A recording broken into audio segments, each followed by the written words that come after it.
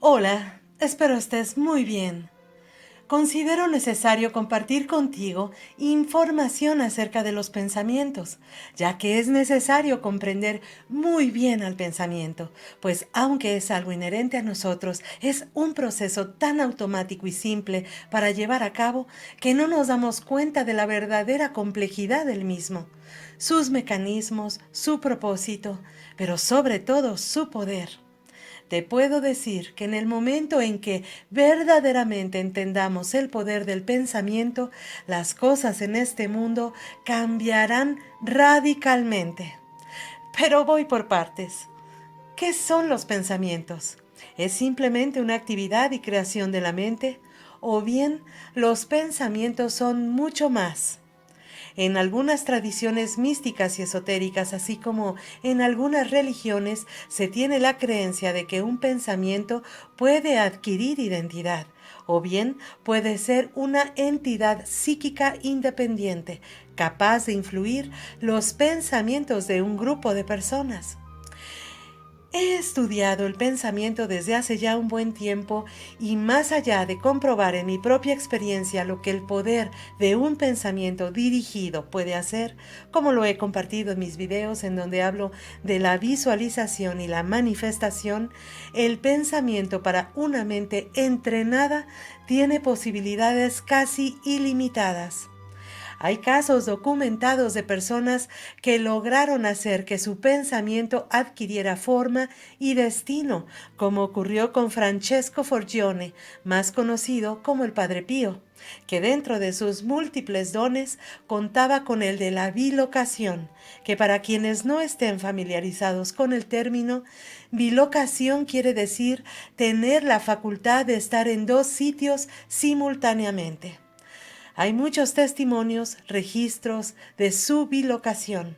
La más famosa es durante la Segunda Guerra Mundial, en donde varios pilotos de guerra aseguraron haber visto al Padre Pío en el cielo salvándoles la vida de diferentes maneras, ya sea desviando aviones enemigos de sus rutas de ataque o apareciendo en el campo de batalla. Hay muchos testimonios e información al respecto del Padre Pío, pero ¿cómo podía hacer esto? ¿Cómo podía seguir físicamente en un lugar y manifestarse en otro al mismo tiempo?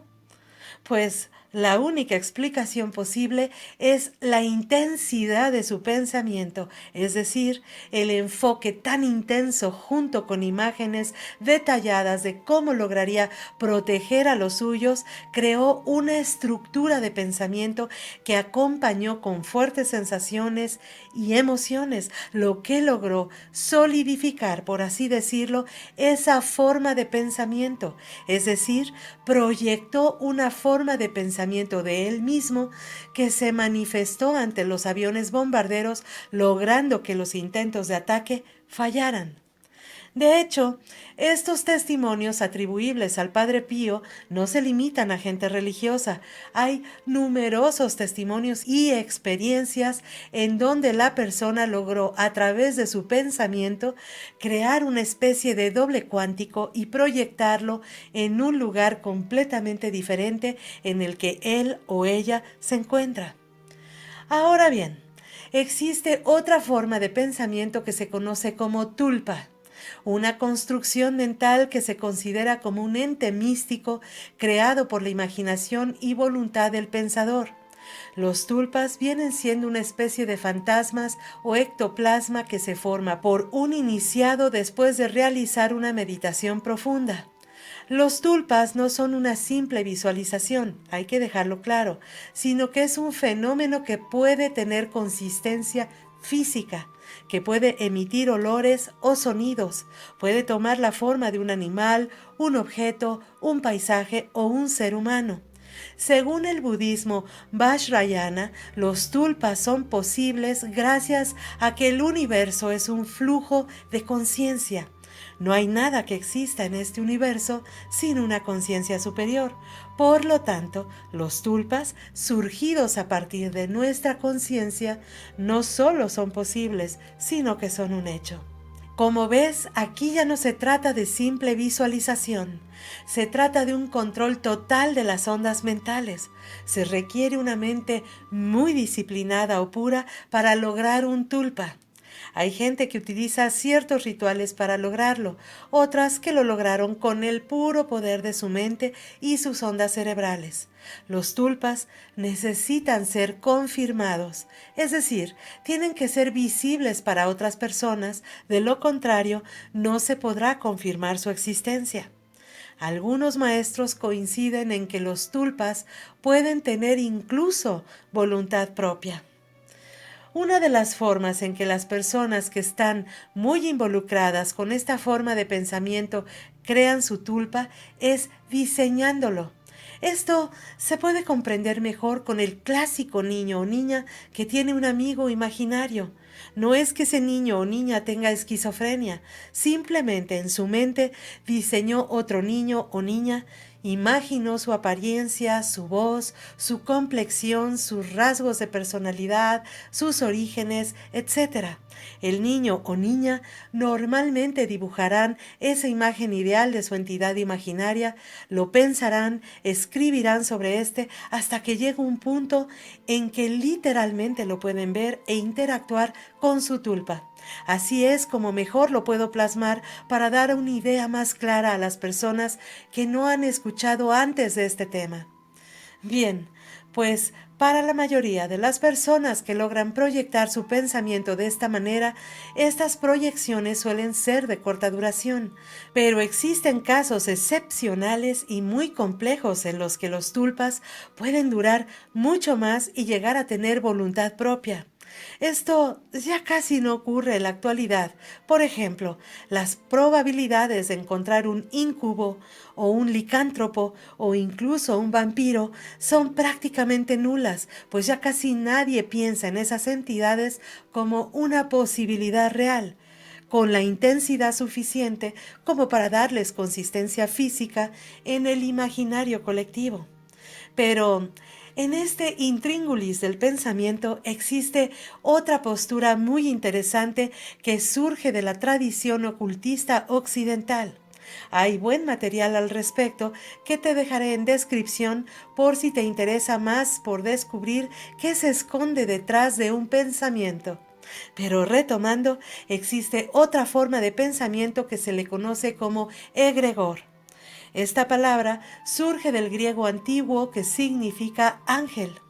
Bien, pues este concepto representa a la mente colectiva, una entidad psíquica autónoma con la capacidad de influir en los pensamientos de un grupo de personas.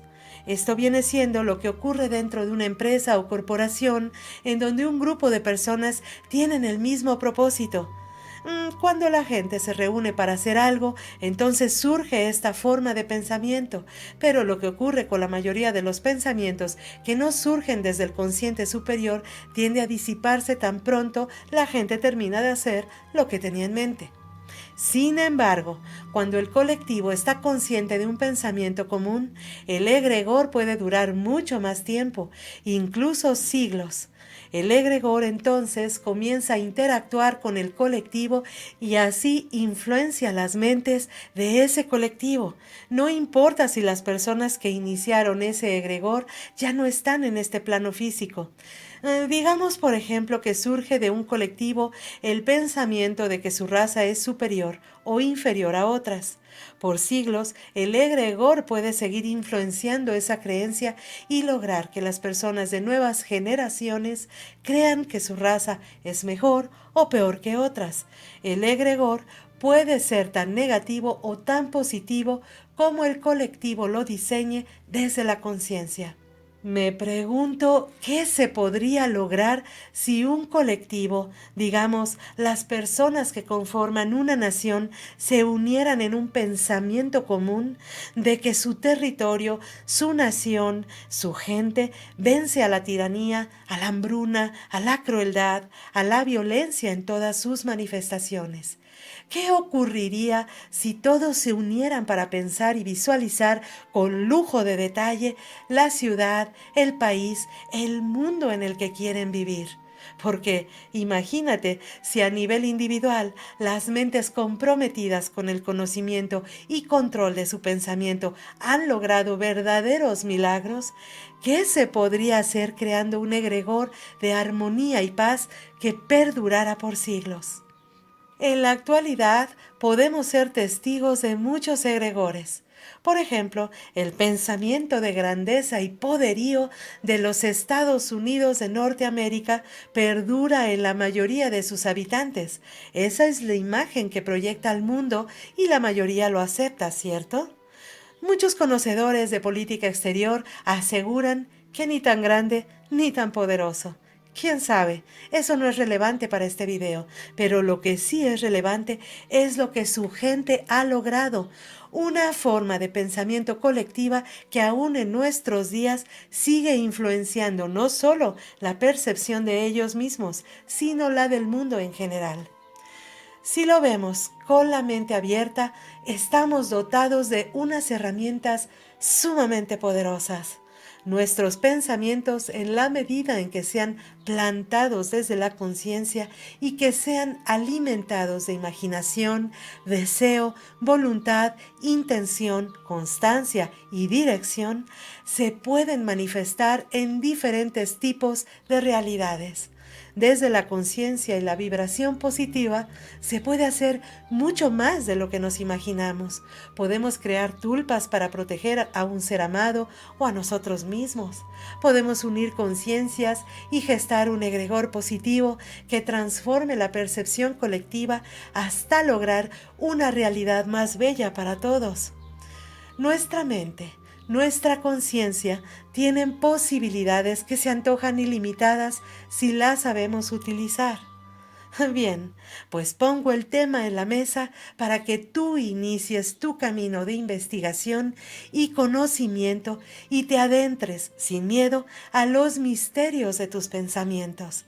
Pues como dice el proverbio chino, el trabajo del pensamiento se parece a la perforación de un pozo.